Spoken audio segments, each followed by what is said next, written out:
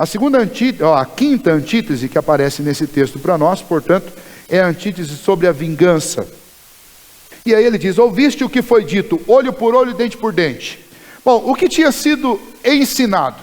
Você tinha na lei de Moisés realmente esta afirmação: olho por olho, dente por dente. Não só isso, mão por mão, pé por pé, queimadura por queimadura, ferimento por ferimento, golpe por golpe. Está lá em Êxodo 21, de 24 a 25. Lá em Levítico, Moisés ainda acrescenta mais: fratura por fratura. Lá em Deuteronômio 19, 21, ainda um acréscimo: vida por vida. Matou, morre. Essa era a lei. Bom, qual que é a diferença do que estava acontecendo nos dias de Jesus? Nos dias de Jesus, os escribas e fariseus, eles estavam aplicando essa lei, mas de que maneira que eles estavam aplicando essa lei?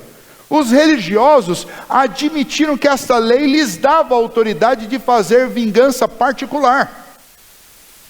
Vejam só: olho por olho, dente por dente, fratura por fratura, pé por pé, queimadura por queimadura, lei fazia parte do código de lei civil que Deus deu para o povo hebreu. Quem que executava essa lei era o poder público que eles tinham naquela época. No caso, os sacerdotes. Na época dos juízes, os juízes tinha gente para aplicar. Não é vingança particular. Tinha alguém responsável por fazer esse julgamento e aplicar esta lei, que é, aliás, uma lei muito boa, porque realmente pune o culpado. Não é como as nossas leis, que produzem impunidade e não punição.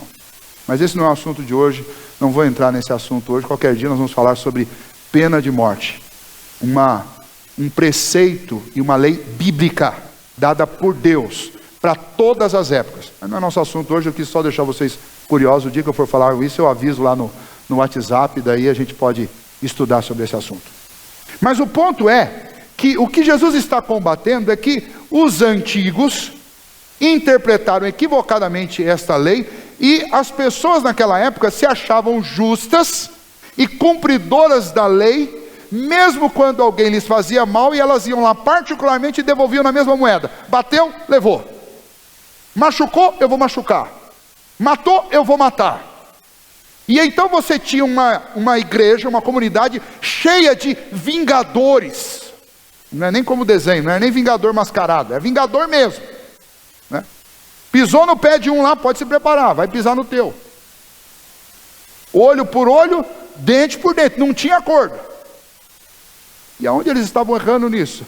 Eles estavam errando exatamente no fato de que, em primeiro lugar, eles não podiam aplicar esta lei particularmente.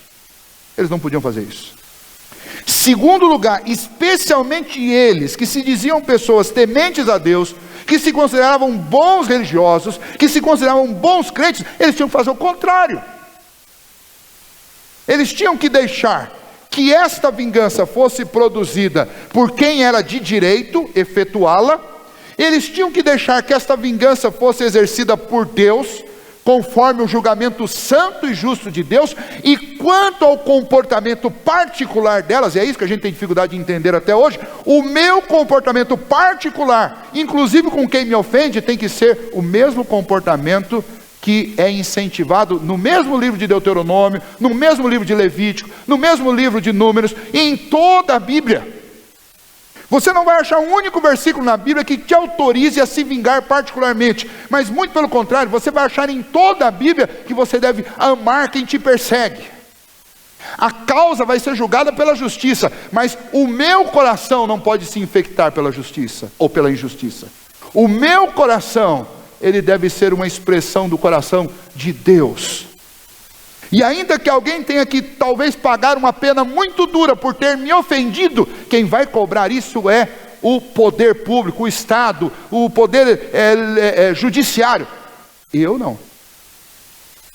Eu devo manter a linha de relacionamento, inclusive com quem me ofende, tão aberta, que no meio da dor, do pagamento duro dessa ofensa, eu tenho acesso para poder falar do amor de Cristo para essa pessoa. Percebe a diferença entre o que eles estavam fazendo? Você tinha uma religião de gente que se dizia piedosa, mas era vingadora. Como é que esse povo poderia falar do amor de Deus se eles se vingavam na particularidade? Eles viviam o tempo inteiro retribuindo, mal por mal. E então o Senhor Jesus introduz o assunto que ele vai fechar lá a partir do versículo 43, falando sobre o amor, inclusive aqueles que nos perseguem, mas ele já começa aqui dizendo: eu porém vos digo, não resistais ao perverso. Não é você que vai fazer isso, mas a qualquer que te ferir na face direita, volta-lhe também a outra face. Não é aquela coisa arrogante, bate aqui agora. Não é isso. Tá? O voltar a outra face é o seguinte: não exclua a pessoa da sua convivência. Não, mas se eu conviver com essa pessoa mais um tempo, ela já me bateu de um lado, vai bater do outro. É isso que Jesus está dizendo que você tem que fazer. Não exclua do seu círculo de convivência. Sabe o que é o jeito mais fácil da gente lidar com pessoas que não pensam como a gente? Ou que fazem alguma coisa que você nem sabe se foi justo ou injusto, simplesmente você não gostou. A gente faz o quê? A gente isola. Proíbe de vir na nossa casa, ou não convida mais. Não vai mais na casa da pessoa. Bloqueia no Facebook, bloqueia no WhatsApp. Tira o contato da pessoa. Quando você vê a pessoa passando por uma rua, você muda a outra. Se aquela pessoa frequenta uma pizzaria A, você muda para B. Se é de uma igreja, eu vou ter que mudar de igreja, porque não dá para ir lá todo domingo e ver a pessoa. Muda de igreja.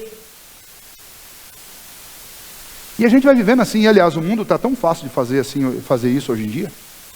A igreja tem um monte. Se você trabalha numa dessas empresas grandes, tem vários setores, você pode mudar de setor. Facebook é a coisa mais fácil do mundo, você bloquear uma pessoa para ela não te ver e você não vê mais. E é isso que Jesus está condenando. Jesus está dizendo: de jeito nenhum, você não vai retribuir a ninguém o mal que eles te fizeram. Mas a lei diz olho por olho, dente por dente. Sim, mas quem vai fazer isso não é você. Mas eu tenho direito de me vingar. Não tem. A vingança pertence a Deus. Não é você que vai se vingar. Agora, o que realmente pertence a mim, porque é dever, é lei do Senhor, é que eu ame, é que eu busque, é que eu caminhe junto, mesmo que seja para ser esbofeteado. Essa é a ideia do texto para nós, e a gente precisa considerar isso. Levítico, por exemplo, o livro de Levíticos, capítulo 19, versículo 18, diz: não te vingarás, nem guardarás ira contra os filhos do teu povo. Veja só, não é só não se vingar, é não se vingar e é não guardar rancor e ira. E isso, infelizmente, é o que a gente mais faz. Eu sempre falo da mala, né? Nós todos temos uma mala invisível. Alguns carregam uma mala mais pesada e outra mais leve.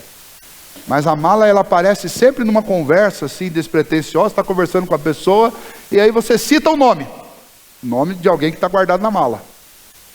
O Serafim. Ih, rapaz, o Serafim. Aí o cara pega a mala e abre. O Serafim me fez muito mal. Você não faz ideia. Esse homem é terrível. Eu sinto as dores até hoje, só de pensar nele. Olha, eu começo a tremer. Mas o que aconteceu? O que ele te fez?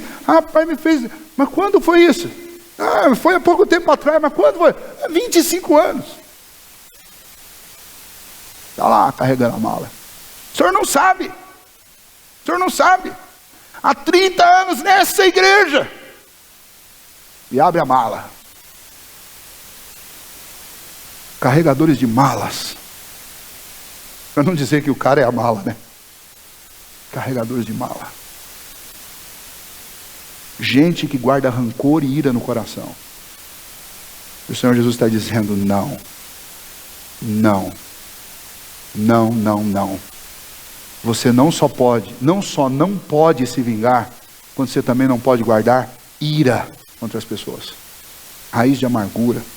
Muito pelo contrário, a palavra de Deus diz que o sol não deve se pôr sobre as minhas desavenças com o meu irmão. Tem que resolver no mesmo dia.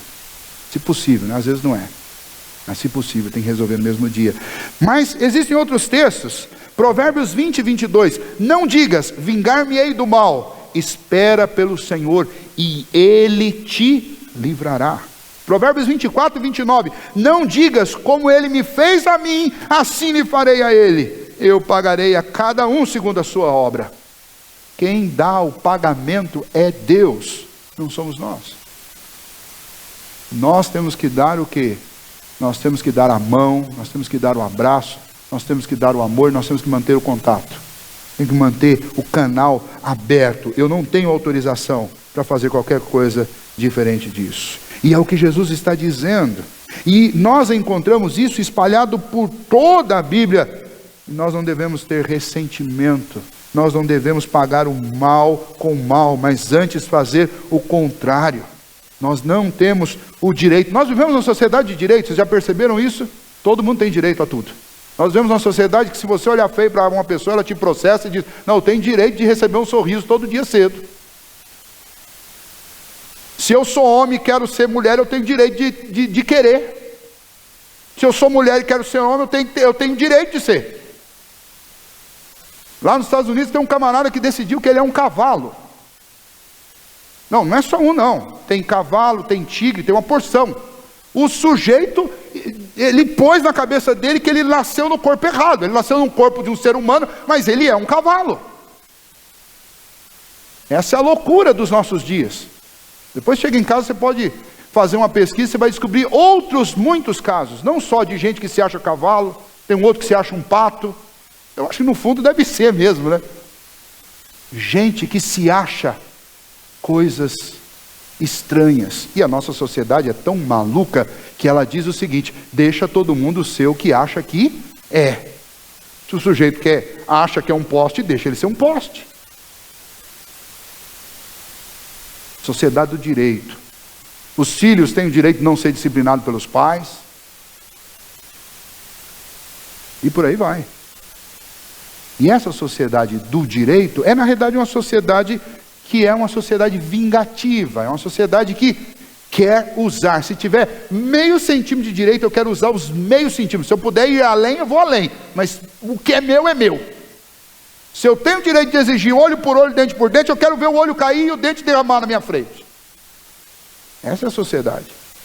Todo mundo quer conhecer lei, todo mundo quer saber de lei. Eu não sei o índice, mas eu acredito que nunca antes na história desse país teve tanta gente matriculada em curso de direito. Todo mundo quer conhecer a lei, para poder cobrar cada centímetro dessa lei. Sociedade do direito. Trabalhar, se dedicar, se empenhar, pouca gente quer. Mas se valer de cada um dos seus direitos, todo mundo quer. E o que Jesus está dizendo é, nós não temos direito de cobrar nosso direito. Você que é crente não tem, porque o seu direito foi entregue diante de Deus, porque no dia em que Cristo subiu naquela cruz, e se você crê que Cristo subiu lá por você, Ele te substituiu no pagamento da sua pena. Portanto, o seu direito pertence a quem agora? Pertence a Cristo. Se Cristo não cobrou de você o que era direito dele cobrar, tampouco você vai cobrar do outro. É isso que a palavra de Deus ensina. Se eu recebi perdão de uma dívida impagável, quem sou eu para ficar querendo cobrar olho por olho, dente por dente, de alguém que de repente me irritou, pisou no meu calcanhar, fez alguma coisa que eu não gostei? Jesus deixa isso muito claro. Nós não temos esse direito, nós não podemos fazer isso. A Bíblia de ponta a ponta ensina sobre isso. Quando você lê ainda na continuação do texto, quem quiser tirar a sua túnica, deixa-lhe também a capa. Essas duas peças do vestuário, a túnica e a capa, na lei dos judeus, na lei que estava em vigor naquela época, se você por um acaso fosse um judeu muito pobre e precisasse comprar um almoço, porque você está 3, 4 dias sem comer, não tem o que comer, você pode empenhorar coisas. Mas se você empenhorar e alguém aceitar por penhor a túnica e a capa, essa pessoa, antes que escureça, é obrigada a te devolver a túnica, a capa, você passar a noite, que a noite, de dia era um sol de quase 50 graus, e à noite um frio de quase menos 40 graus. E então, era obrigado na lei, o sujeito que pegava uma capa ou uma túnica como penhor para uma dívida, para um almoço, para alguma coisa, no fim do dia tinha que devolver a túnica e a capa, o sujeito usava para dormir, para se aquentar do frio da madrugada, e no outro dia cedo ele tinha que ir lá e colocar a capa e a túnica até que ele pagasse. Durante o dia a capa e a túnica ficava lá como penhor do pagamento. E o Senhor Jesus está dizendo, olha, se alguém pleitear com você e quiser te tirar a túnica, entrega também a capa. uma coisa que era impossível de ser tirada de uma pessoa, Jesus está dizendo o seguinte: entrega.